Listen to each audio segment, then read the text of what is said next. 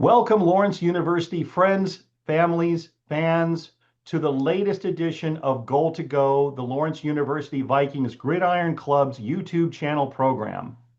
Before I get into welcoming our guest, I'd like to send a quick word of thanks to the Whitmire family for the adjustment in our background here. We have a slight upgrade, and if you know, you know.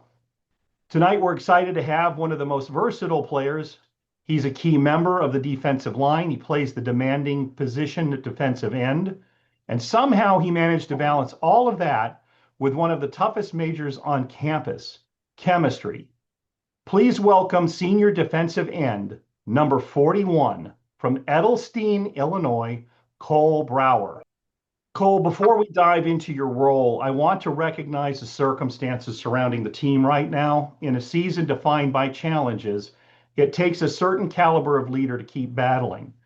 Through setback and injury, and you've experienced both in your 3.5 years with the program, you've emerged as a dedicated competitor and one of this program's shining lights. And I'm going to borrow from a text that I'm sure you know well, Cole, that you are fighting the good fight. You have kept the faith, and you will finish the race. And that is a big reason, Cole, why we with the Gridiron Club do what we do in providing this content. But now, Cole, if you don't mind, let's get to business. As a student athlete, Cole, you're the bridge between the lab and the line of scrimmage, so to speak. So we're going to dive into how you find that balance, what you're planning after graduation, and how you bring that D-line intensity every Saturday. Are you ready to go? I am. All right, then, Cole, here we go. As I've mentioned, you play defensive end, and that's a position that both requires power, technical detail. What is the one key factor in your mind, whether it's leverage, hands, or film study, that you rely on most to win your one-on-one battle every snap? Film study is obviously one of the most important. It's how we get to know. And I think that's the nice thing about football is since we're only playing one time a week, we have a good amount of time to learn our opponent. And yeah, using film study to understand, what they might run more in certain situations, but also just getting to know your opponent, especially after a few games, you get a few different film clips of how the tackles play. And so in my case, I mostly just play against the tackles. So learning how they get in their stance in a run set versus a pass set, right? Sometimes those things can give you that advantage in understanding what they're most likely going to run, how they block, what moves work good against them, what moves do not work good against them, kind of how they play. So film study has been, one of the key factors that I've kind of learned to really utilize in understanding my opponent. And then as for the physical aspect, something that we've really drilled into this year that I've really dug into and have seen some more success out of is my get off and hands. So the get off is probably one of the more important things with everything we're combining in one play. So getting off the ball fast and low has been crucial in kind of the play, especially the defense we're running now, and especially sometimes being undersized or just smaller compared to a lot of these tackles. Um, Getting a good get off versus getting a bad get off has kind of been that key difference in me being able to win a rep and compete against these guys versus kind of getting blocked out of the play and not doing anything. And then hands, of course, has always been kind of right up there for the physical part of the D line. Getting that extension, getting hands on right away because especially once you get to the college level, you can't let those O linemen get their hands on you first, because if they do, especially in my experience, that's when things get bad. Is when they get their hands on you. They can kind of pull you, push you around. So get off is essential, and then getting your hands on as soon as you can, and really locking it out and controlling the player with your hands. To me, those are the most important factors to being able to be successful at the defensive end position. Sounds like quite a primer on playing the defensive end position. Cole, we've been using these sessions to feature our senior players, and your contributions to this program and your endurance is massive.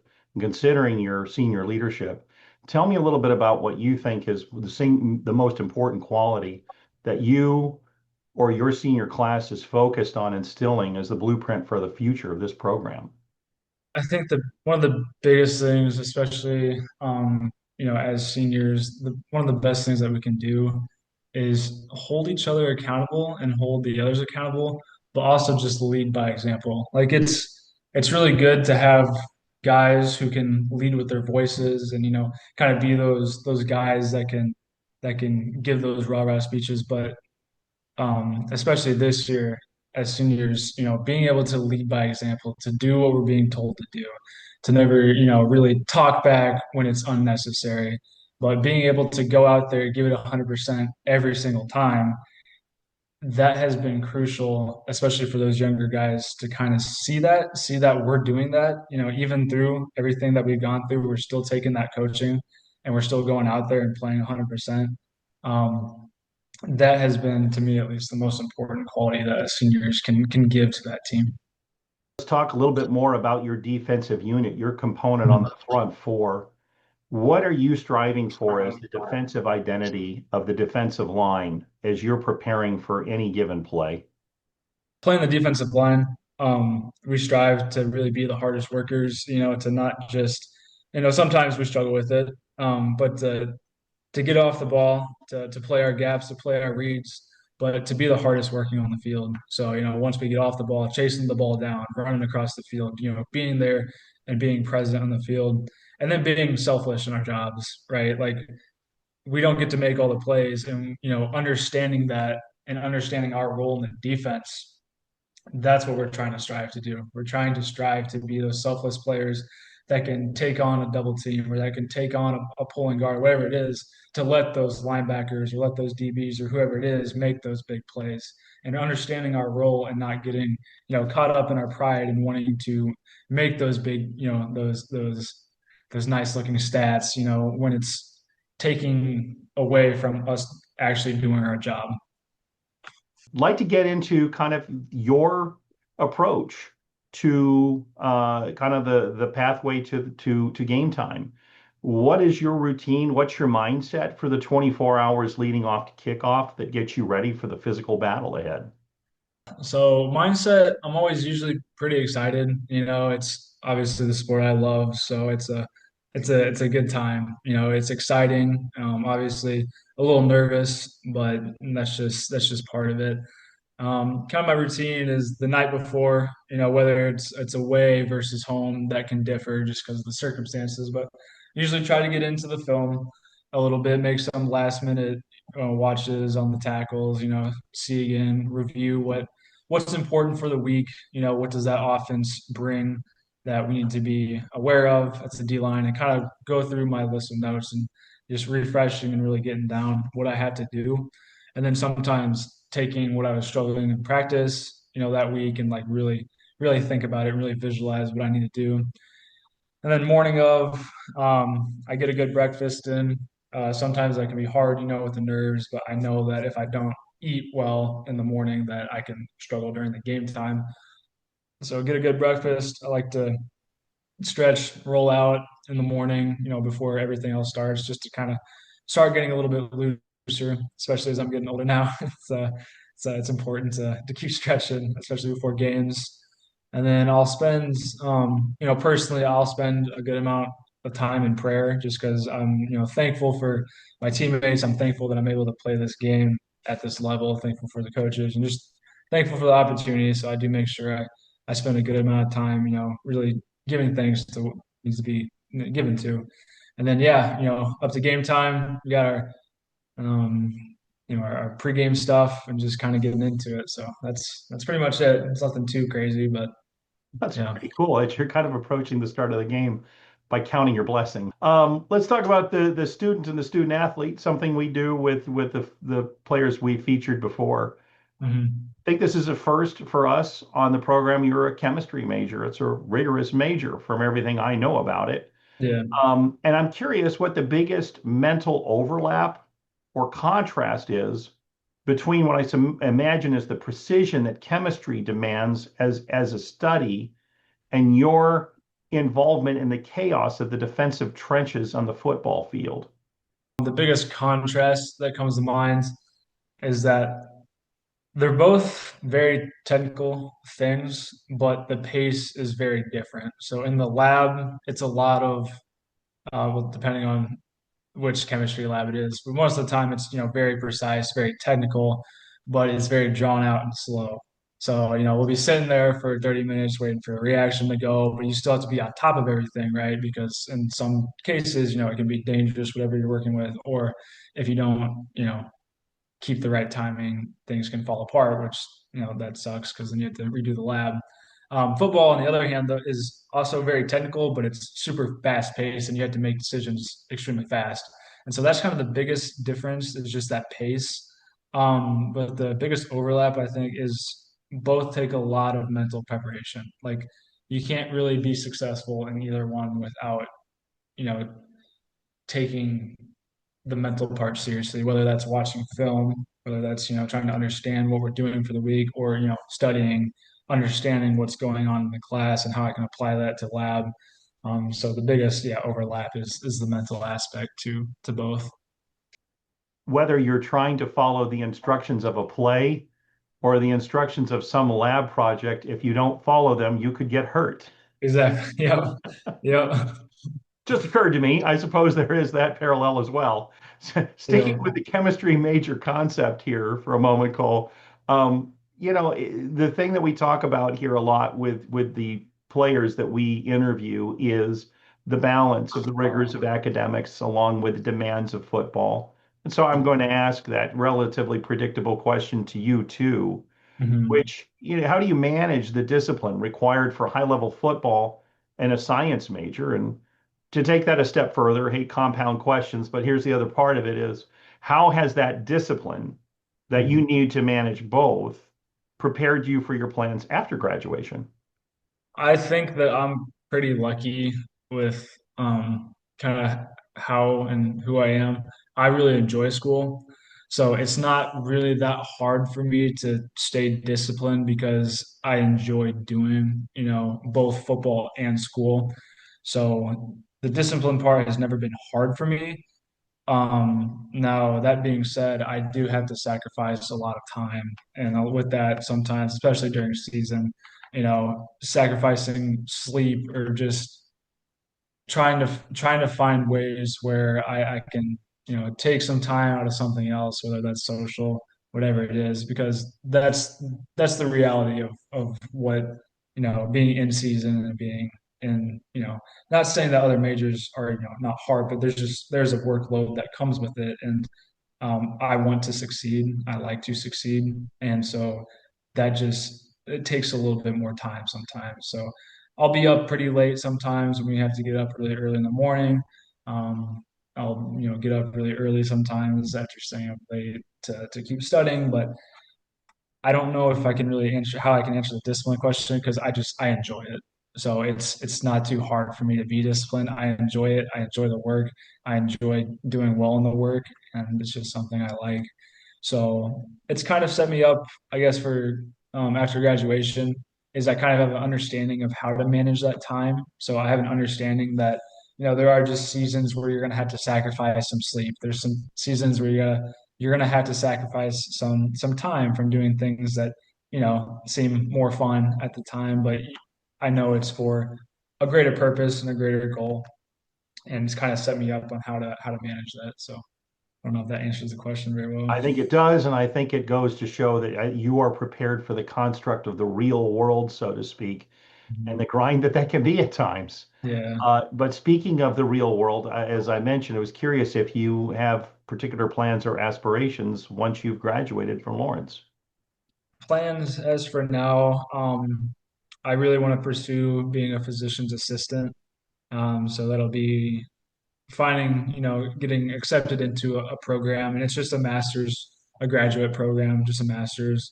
So I'll go on to school if Lord willing, I do be accepted into any of the PA schools for another 2 or 3 years afterwards, get certified as a physician's assistant. And I really want to work in sports therapy and concussion therapy, and kind of being able to work with both athletes and people maybe who are not athletes, but recovering from some sort of traumatic brain injury, and kind of continuing research on that kind of stuff. Cole, I think with one obvious exception, you are the player or one of the players currently on this team that I've known as long as any through Mhm. circumstance. And Yeah. so you've already hinted at this, but for anyone who knows anything about you, I think this question will come as no surprise, but I'd like you to explain this to us a little bit. Mhm. I understand and I know that you've been involved during your tenure at Lawrence with the Lawrence Christian Fellowship. And Yeah. I'm curious how that community helps support you as you deal with the immense pressures of being a student athlete. It sounds like you cope with that pretty well, but I'm curious to know what role that involvement plays in your life and how that has influenced or affected your college experience. Loved Lawrence Christian Fellowship ever since I started going to it in the freshman year. It's been a really good spot for me on campus. It allows me to get into fellowship with other people on campus and kind of experience getting to know people outside of the football team. I love my guys, but sometimes that can be sort of isolating when there are so many other people on campus. So kind of being able to come together in a place where everyone's there to kind of grow in their faith, and you get to make those relationships outside of your team or outside of athletes on campus. And so that's been really encouraging to make those relationships and to continue to grow my faith with those relationships. And then it's also offered me a place to kind of serve campus outside of playing football, and to converse with people and kind of be more vulnerable and talk about maybe some of the struggles that I'm having. Whether it's on campus, whether it's off campus, with school or football or anything else. It's kind of giving me that space where surrounded by people of faith, and to yeah, just keep growing in my faith. I understand you've had quite the summer. Yeah. I'm curious to know what was your biggest non-football highlight or some unexpected learning experience from this past summer, if you don't mind. Yeah. Yeah. So that one's pretty obvious for everyone that knows. I got married this summer, and so that has been a joy, and it's a very big change in my life. Um, got married in Alaska, so that was awesome. Had a beautiful venue up there, surrounded by a lot of family, and so that was an awesome experience. Getting married to my wonderful wife has been wonderful, and then it was a very big learning experience. For the first time, being married and living with someone. We were long distance for a while because she lives up in Alaska. And so finally being together all the time was a very big learning experience. And kind of learning how to understand one another, when we were actually together was it was challenging, but it was fun. Well, congratulations, and we wish you and your spouse the best. What's her name? Carolyn. Carolyn, that's right. I know I met her this past Yeah. Saturday. It was nice to meet her. So, Yeah. wish you guys the best. Congratulations again. I know you were able to share some of that with your teammates during the summer as well, Yeah. because Yeah. you had Yeah. something closer to home as a reception for those who couldn't make the trek up to Alaska. Yeah. And so I know that a lot of the guys were able to come in and see you and congratulate you then. Yeah. Yeah. That was awesome. That was great to see some of the guys from the team show up. It was really, really nice. Well, Cole, I don't know if you've watched any of these programs at all, but I'm afraid I'm getting a little bit predictable in some of the lines of questions I ask, but they're just ones I continue to go to because in Yeah. some ways I think that tells us a little bit about your experience or the experience of football for those who may not have played or it's been a long time since they played. So I always Yeah. try to get something on the lighter side of things, Cole. And in this case, what I wanted to ask, and hoping you have something for us on this, is are there any funny or weird experiences you've had on the football field, whether it was practice or during a game, or right before or right after, that you can share with us that's just kind of one of those lighter moments from your days as a football player, something you'll always take with you? There's two. The first one was my sophomore year. We were playing against IC home, and it was on a punt. And as I'm sure you know, alumni Ben Blumenthal, he was punting the ball. I can't remember if it was a bad snap or something happened, and they either got through or it was a bad snap, and he got the punt off, but he got smacked, like he got hit hard, and he was, just kind of on the ground, kind of taking in what happened. I mean, he got hit hard, and the ball actually traveled pretty far. It was a pretty impressive punt for getting hit, and we're all running down because I was part of the block unit running down. And so the ball got downed and I started to peel off and I looked back and I noticed Ben on the ground. So I started running towards Ben, but unbeknownst to me, there was I don't remember who said something. There was a fight breaking out next to me, and so the guys, on both teams started freaking out on each other. But I didn't even see it. I ran back to Ben, completely missing the fight. So kind of thankful that I saw Ben and got out of that. But that was kind of one of the more crazier experiences. And then the other one was a practice. I can't remember if it was a spring ball, but middle of practice, we kind of have that woodsy area next to the field, and there was a little 2 point buck that jumped over the fence and just darted across that field, and that was pretty scary because we were all on it, so we took off on our separate ways trying to avoid the wildlife, hoping not to get speared by them. So Oh, wait, you guys ran when you saw the deer? yeah, it was pretty sketchy. He was coming down, horns pointed. It was scary. He meant business, apparently. Yeah, yeah, Maybe he was he trying to did. see if he could join the team. I don't That's know. true. You Yeah, know? yeah. Probably saw us having a good time. So He was looking for Blue, the mascot, or something. I don't know. yeah, I yeah, don't know. Well, going back to the first of your stories, if I remember, when Ben came to Lawrence as a punter, he came, specifically for the purpose of punting. He was a punter. yeah, But I believe it's kind of interesting because I believe he had come in actually playing like linebacker or some other position where contact was pretty much a constant in the game. So yeah, it's kind of interesting that, the guy who had made a decision to choose a position that probably would minimize the contact, yeah, turned out that he ended up taking a lick anyway. yeah. And I think he took quite a few that season, to be quite honest. So, Was yeah, he okay? Do you remember? I mean, were you able to pick him up and yeah, yeah. I think he was okay. I think he just got it was a little shocking, but it was. I think he was okay. He got up. well, I know he managed to survive the season, to survive the season after that, and move on to Yeah, graduation. And he was, yeah, by the way, one of the players for home. He had showed up for homecoming last yeah. year. It was good to see Benny Booms again. Well, Cole, I appreciate your time, especially this week. Right? I Yeah. mean, I cannot think of anybody better, given your level-headedness, your dedication, your commitment to the program, which we started with, to have you on the program. Football is still going on with us. It is still very much a part of what the Gridiron Club is dedicated to do every week during the season and as often as we can when it's not in the season. Yeah. And we appreciate your imprint on this program. We appreciate your example.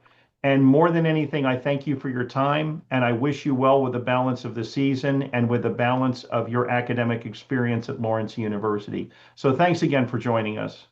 Yeah, thank you so much. Folks, as I usually conclude these presentations, if you have followed this program and want to lend support, join us on the ground floor. You're welcome to do that with the Lawrence University Vikings Gridiron Club. If you'd like to know more about us, we have a webpage on the Lawrence Athletics website under football. There's a form there if you're interested. Check us out. Beyond that, we wish the best to the Vikings football program, and we will see you next week. Good night.